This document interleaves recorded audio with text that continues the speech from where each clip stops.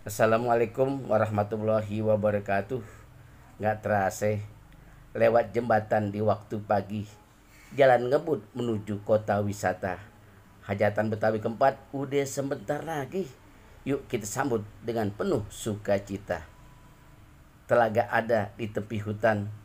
Banyak ikan yang pada berenang. Semoga Prof. Elami Allah berikan kesehatan. Karena dia udah banyak bikin orang senang. Pergi ziarah, kita bawa kembang. Ada kembang melati, ada kembang tihong. Saya gembira bisa kenal nama abang. Bang Dailami baik hati dan tidak sombong. Itu aja. Selamat ketemu di acara. Assalamualaikum warahmatullahi wabarakatuh.